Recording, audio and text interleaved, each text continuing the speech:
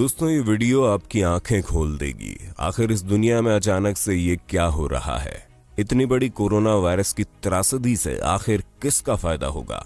ये वीडियो को आप ध्यान से देखिए और सुनिए। ऐसी इन्फॉर्मेशन आपके साथ अब तक किसी ने शेयर नहीं की होगी। आजकल दुनिया के हर कोने में कोरोना वायरस के चर्चे हो रहे हैं। आपने काफी वीडियो इंटरनेट पे इस टॉपिक पर देखी होंगी, मगर हम आपको कुछ ऐसे सवाल पूछेंगे जिनका जवाब आपको देना होगा। इनके जवाब कोरोना वायरस की सारी साजिश आपके सामने खोल कर रख देंगे। पहला सवाल, जहां पूरी दुनिया इससे प्रभावित हो रही है, वहीं चीन में वुहान के अलावा ये क्यों कहीं नहीं फैला।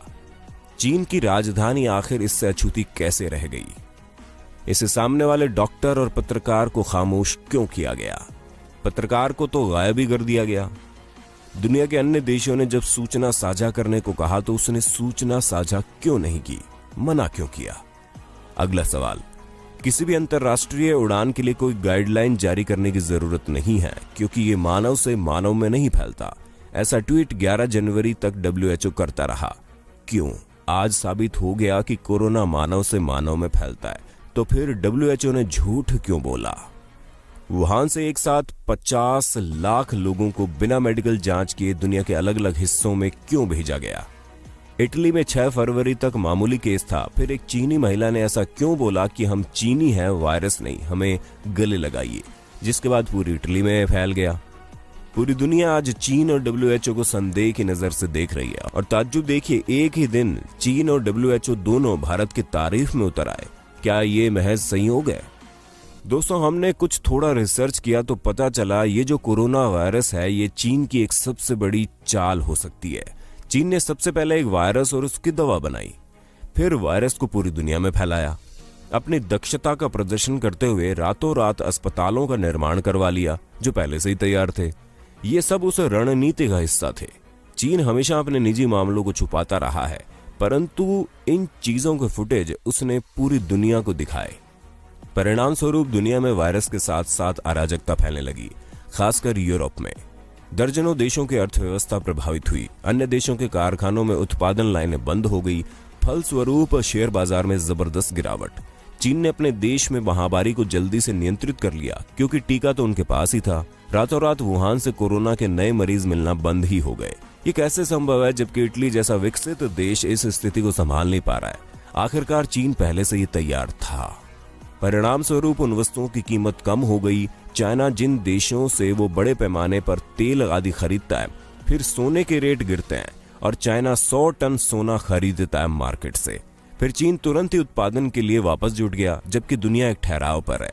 लोग मर रहे हैं। भारत जैसे देशों में लॉकडाउन है।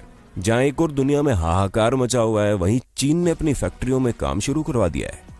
चीन उन चीजों को खरीदने लगा जिनकी कीमत में भारी गिरावट हो गई है, और उनको बेचने लगा जिनकी कीमत में जबरदस्त इजाफा हुआ।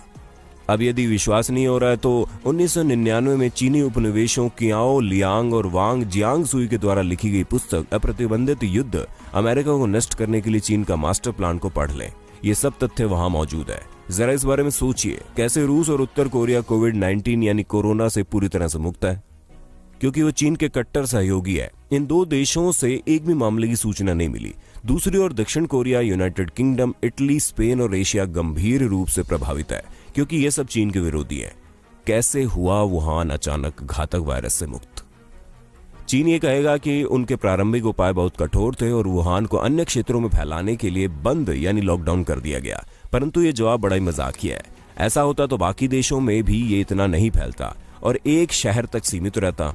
ये 100% सत्य है कि ये वायरस के एंटीडोट का उपयोग कर रहे हैं। बीजिंग में क्यों कोई नहीं मारा गया, केवल वुहान ही क्यों?